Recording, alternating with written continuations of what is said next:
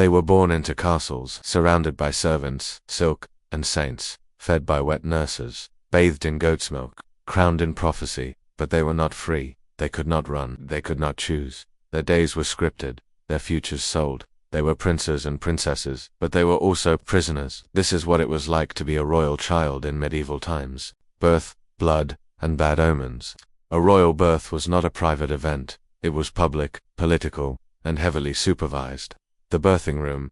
The queen did not give birth alone. She was surrounded by midwives, noblewomen, a confessor, and often dozens of witnesses. Why? To prove that the child was hers. Because if a chambermaid entered the room alone, people whispered about switched babies. So the door was sealed, the windows covered, and the room was filled with symbols, candles for saints, crosses against demons, herbs to ward off witches. In some regions, swords were hung above the bed to cut pain, and prayers were chanted in Latin, non-stop, for hours. When the baby emerged, the first thing a midwife checked was the sex, because that decided everything.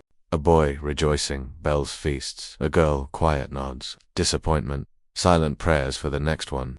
Immediately, the baby was rubbed with salt, wine, and sometimes crushed rose petals, then swaddled, so tightly their arms couldn't move. A nurse placed a drop of honey on the tongue to sweeten the soul. Nurses, wet nurses, and the milk of strangers. Royal babies were rarely fed by their mother. That task was given to a wet nurse, chosen based on appearance, diet, morality. Yes, morality. A sinful wet nurse was believed to pass her vice through the milk, so the church issued manuals on how to choose a holy, clean, and obedient woman. The milk itself, doctors believed milk carried the essence of the soul, so a mother who was angry, or lustful, or greedy, was considered dangerous. In one English court, a queen refused to let a nurse feed her son, because she dreamt of wolves. The bishop supported this, claiming her dreams proved unquiet milk. If a wet nurse sneezed too much, she could be dismissed. If she was caught gossiping, she was punished, because feeding royalty meant you were shaping the next king or queen. Cradles, omens, and first cries. A royal baby's cradle was not soft. It was often made of oak, lined with fur and hung from chains. Swinging symbolized the stars, and fur. Fur kept out demons. It was believed that evil spirits feared animal hair. Some cradles had iron nails driven into the base, not for stability, but to bind spirits under the child's bed. First cry equals prophecy. In parts of Germany, the first cry was recorded in court documents. If the child cried loud and long, it meant strength. If the cry was high and quick, some said it meant a short life. Priests, first teachers, boys were given male tutors. Girls were assigned governesses, often older noblewomen with stern reputations. Subjects included Latin prayers, genealogy, memorizing your ancestors, heraldry, memorizing other people's banners. Some were taught astronomy, not for science, but to understand omens, illness, leeches, and the fragile body. You are royalty, but your blood is still human, and in medieval times, human blood is always at risk. Colds are feared. Fevers are omens. A cough could be the beginning of death. If you sneeze more than once, a priest is summoned to bless the air. If your skin flushes, your nurse checks for smallpox. If you vomit, a physician is called. He does not bring comfort. He brings leeches. The doctor is not a man of mercy. He is a man of rules. He speaks of humors, blood, phlegm, black bile, yellow bile. He says your body is unbalanced. You must be bled. You are 5 years old. You are laid down. A cloth is placed over your eyes. The physician murmurs a prayer and opens a vein in your arm. A bowl is placed beneath it. You feel dizzy, but you do not cry. Crying is for the weak. Your blood is royal and it must behave. Games you're not allowed to enjoy. You are a child, but you are not allowed to play like one. There are toys, wooden horses, carved lions, cloth dolls, but they are symbolic. You are allowed to look at them, not to scream, not to chase, not to run. Running is peasant behavior. Your games are controlled. You are taught chess before you can write your name, not for fun, for strategy, for diplomacy. You learn to stage mock courts with other noble children. You pretend to issue decrees. You learn how to sit while being watched. Laughter is regulated. If you laugh too loud, your nurse hushes you. If you fall and scrape your knee, you are told to be brave, because kings do not limp, queens do not cry. Marriage is not romantic. Marriage is a weapon. By age 6, you are already being discussed in letters. By age 7, you are betrothed. If you are a girl, your body is assessed like land. If you are a boy, your titles are promised like coins. You are told you will marry a boy you've never met, or a girl who does not speak your language. You practice your vows using wooden dolls. You rehearse your wedding procession in empty chapels. If your betrothed dies, there is no mourning, only replacement, tutors, confessors, and the weight of your soul. Each week you meet with your confessor. You are told to confess your sins. You are 7 years old. You do not understand sin, but you confess anyway. You say, "I was proud. I did not finish my prayers. I disliked my brother." The priest writes it down, then absolves you. You are told that the devil watches children more closely than adults, because you are unformed, vulnerable, a soul without callus. You begin to fear mirrors. You cover them at night. You do not look into pools of water. You start to wonder, if I see something behind me and no one else sees it, was it a demon? You do not ask. The ceremony of silence. At age 8, you are required to attend court. You are not allowed to speak. You are allowed to stand, bow, and smile. You watch grown men argue about borders. You hear words you don't understand. Alliance, usurpation, the terrible weight of inheritance. As you grow older, titles begin to collect around your name. Not toys, not friends. Titles. You are now Duke of X or Lady of Y. You don't know where those places are, but they belong to you. You begin to receive messages addressed to you, but you do not read them. Your tutor reads them aloud. You practice nodding. When your father travels, you are told, "You are the head of the household now." You are 10 years old. You are made to sit in a tall chair at court dinners. Your plate is gold. Your knife is ceremonial. You speak only when spoken to. You ask questions only when rehearsed. You begin to dream of maps, of horses, of thrones. But you are still a child, and the weight of the world already sits on your spine. Coronation fantasies. Sometimes, when no one is watching, you play pretend. You take a cloak from the laundry. You place a goblet on your head like a crown. You practice speaking to imaginary nobles. You decree, "Let there be peace." You decree, "No more punishments." You do not know that every royal child has done this. You do not know that most of them never become king. You imagine your coronation. You imagine crowds cheering. You imagine the feel of the crown being placed on your head. But you do not imagine the weight. You do not imagine the silence that follows. You do not imagine the dagger in the crowd. Not yet. When the crown comes too soon. Sometimes, a king dies young. A hunting accident, a sickness, a betrayal, and then the crown is passed to a boy or a girl, sometimes no older than 12. You are brought before a bishop. You are anointed with oil. You are crowned in a cold cathedral. You do not smile, because you have just become a ruler, and rulers do not smile unless told to. Everyone kneels, but no one sees you. They see the throne, they see the crown, they see the continuity of power. You are now the embodiment of the realm, but you do not understand the law.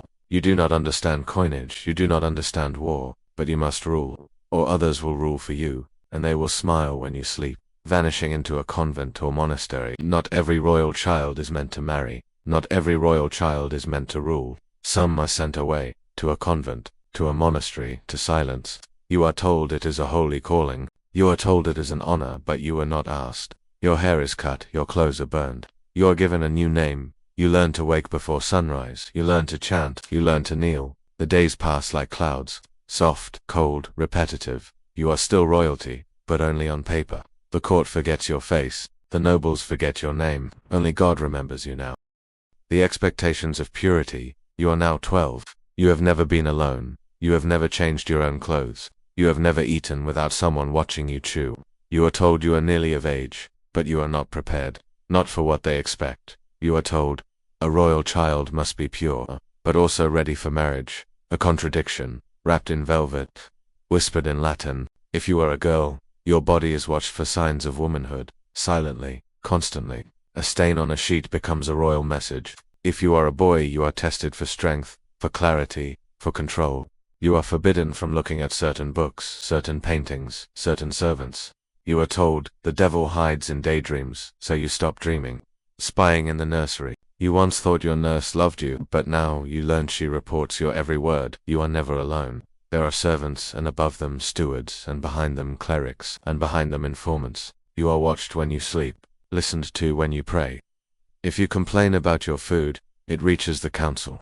If you say you do not like your cousin, it reaches the ambassador. The walls have ears, the ears belong to the court, and the court belongs to itself. You begin to test people. You say strange things to see what gets repeated. You become quiet, because quietness cannot be quoted. The poison of comparison. You are told stories of your ancestors. Your grandfather led armies. Your great-grandmother converted kingdoms. Your uncle killed 3 men in a duel. What have you done? You recited a psalm. You stayed still during mass. You didn't cry when your tooth fell out. But it isn't enough, the court whispers. She is no Matilda. He is no Henry. You feel it in every glance, every nod from a tutor, every quiet sigh from your mother. You are a name, but not yet a legacy, and legacy is all that matters. The trial of adulthood. You are now 14. Your voice has changed. Your face has lengthened. You are told, you are no longer a child. You are given responsibilities, a castle to oversee, a marriage to prepare for, an oath to swear. You are allowed a horse, but not freedom. You are taught how to sign death warrants, how to inspect troops, how to smell bad wine and accuse a servant. You begin to understand something important. Adulthood is not freedom, it is the formal arrangement of chains. You smile at banquets, you dance with strangers, you speak carefully, because one wrong phrase could become your legacy. Cursed bloodlines and holy superstition. One day you hear a phrase whispered behind a curtain. The child bears the mark. You don't know what it means, but suddenly, people begin looking at you differently. A monk is brought in to examine your back. A midwife prays over your breakfast. A bishop asks you if you dream in color. You've become a subject of concern, not because of what you've done, but because of what your blood might mean. You learn of curses, of prophecies, of old family sins. You are told one ancestor murdered a priest, another danced during Lent. You are watched more closely now. You stop touching doorknobs. You avoid animals with 2 different colored eyes. You begin to pray in secret, just in case. You are royalty, but also, possibly, an omen. Courtship and consummation. You are 15, and your body is no longer just your own. It belongs to the crown, to your bloodline, to the alliance your family needs. You are introduced to someone. They are polite, they bow, they smell like unfamiliar herbs. You are told, this is your future. You sit beside them at dinner. You are told to laugh, but not too much. You are told to flatter, but not flirt. Later, your tutors will ask what they said. Your confessor will ask how they made you feel. Your physician will ask what they touched. Marriage is not a question, it is a strategy, and what follows is ceremony, the betrothal, the bedding, the confirmation. You are congratulated for surviving a night that left you confused, sore, and speechless. Everyone is proud of you. You feel nothing. When you're sent to war, some royal children are spared from battle, but others are not, especially boys, especially heirs. You are given armor that doesn't quite fit. You are placed on a horse you've only ridden in circles. You are handed a sword, not for use, but for symbol. You are 13, or maybe 14. You are told, this is a campaign, not a battle, but men still die. You see bodies trampled by other bodies. You smell rot before breakfast. You learn to stop asking names. You write letters home, describing glory, but you leave out the sounds, the wet choking, the whispering at night, the way older knights look at you. You return to court with scars you are not allowed to show, and stories you are not allowed to tell. Royal children who vanished. There are stories the court avoids, of children who disappeared, of princes who never returned from the hunt, of daughters sent away for health. Sometimes you hear their names in passing, other times, not even that. You find portraits in unused halls, small shoes in trunks no one claims. One day a servant slips and calls you by the wrong name. You ask who that was. They go pale, they say, no one. You begin to understand that some children were inconvenient, too clever, too kind, too ill. You begin to wonder, if you vanished, would they still ring the bell at supper? The moment you realize you're alone, it happens in silence, perhaps at a banquet, when you realize no one is speaking to you, only at you, or in bed, when your attendant snores, and you stare at the ceiling fresco and feel nothing. You begin to think, my friends were assigned to me. My food is prepared for me. My prayers are written by someone else. You are a performance. Even your smile is rehearsed.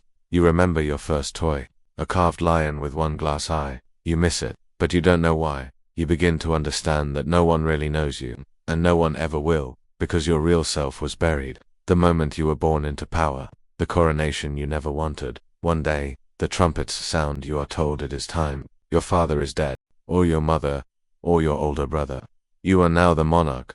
Everyone bows, everyone chants your name. Everyone praises the future. You kneel in the cathedral. Holy oil is placed on your forehead. You feel the crown press into your skull, heavier than you imagined. You do not cry.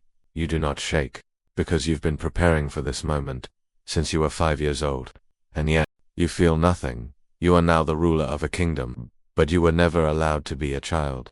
When the servants know more than you, they are always there, brushing your hair, warming your sheets, clearing your chamber pot.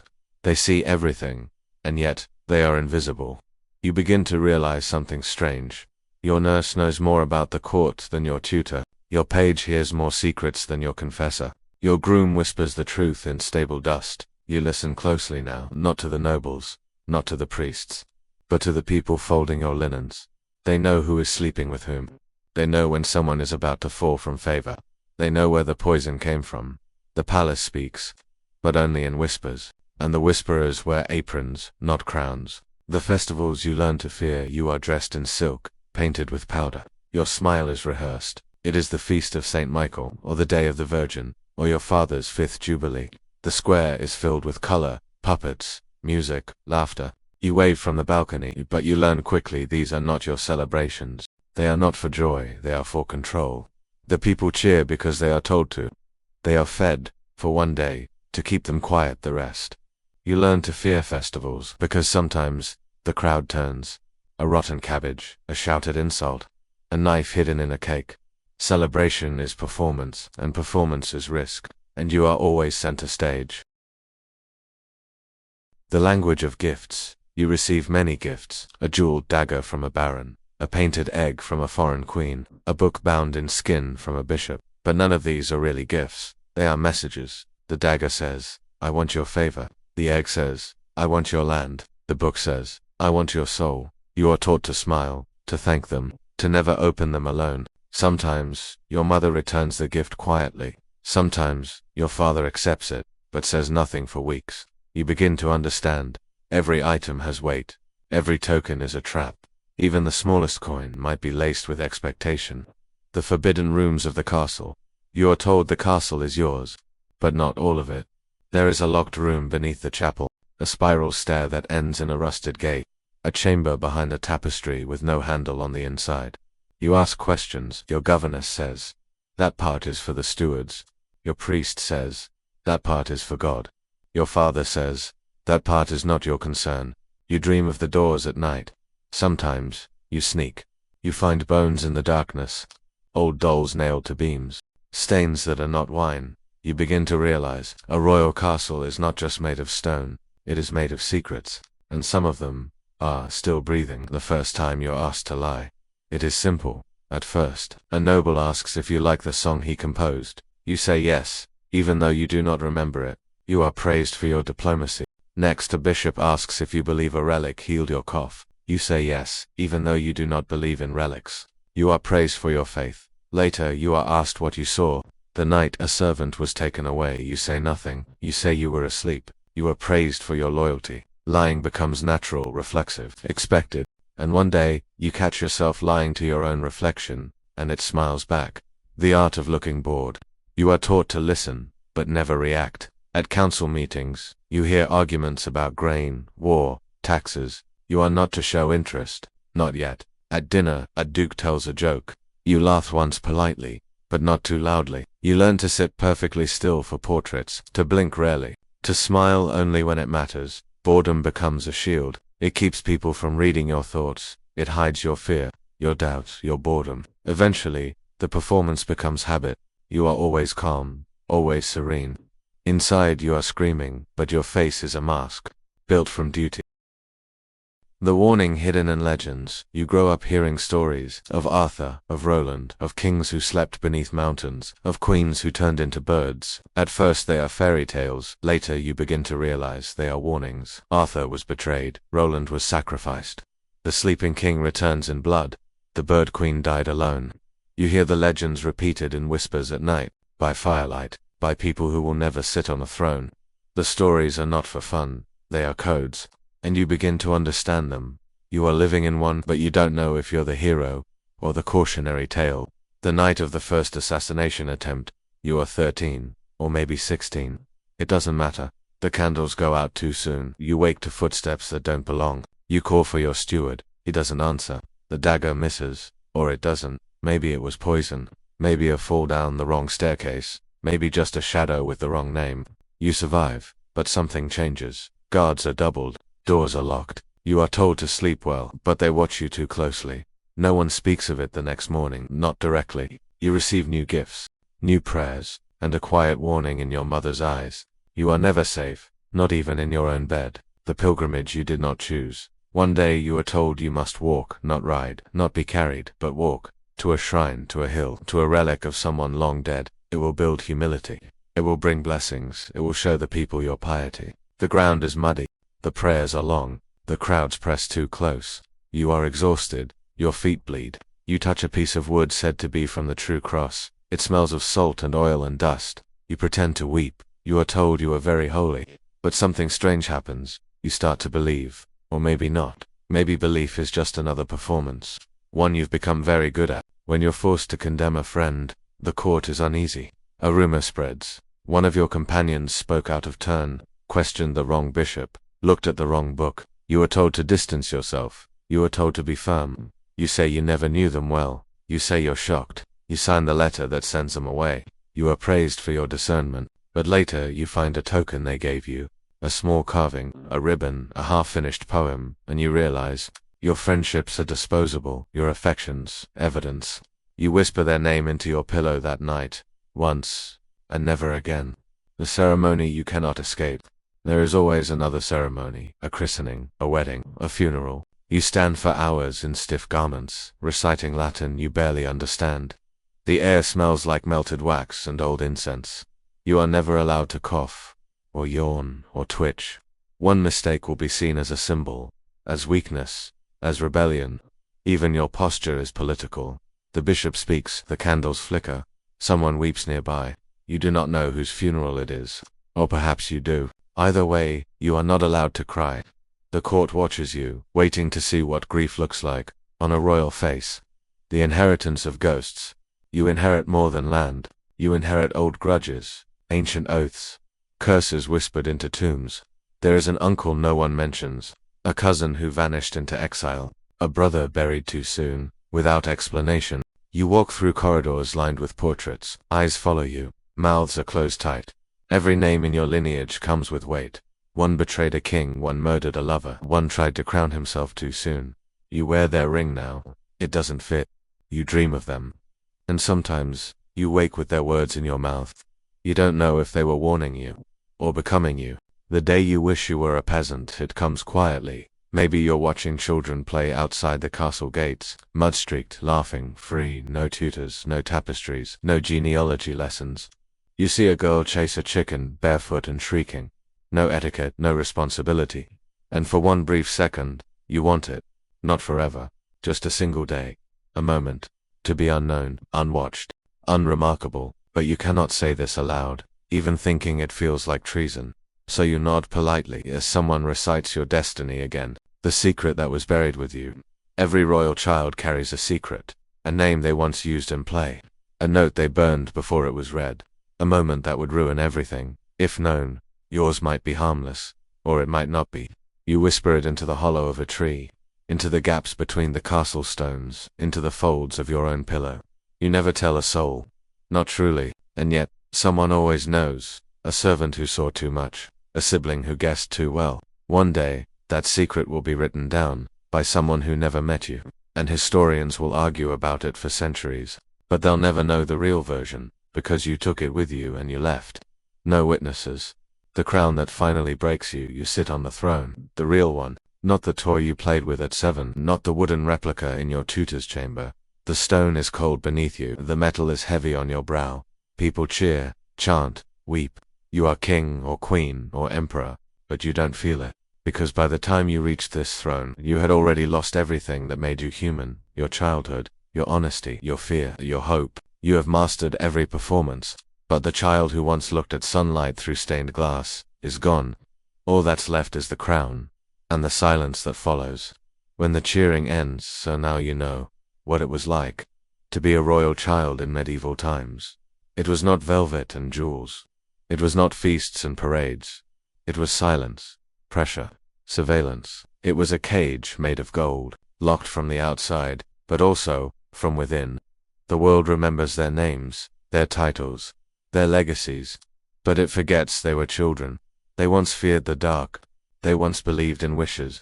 They once asked questions no one would answer. And then, they stopped asking.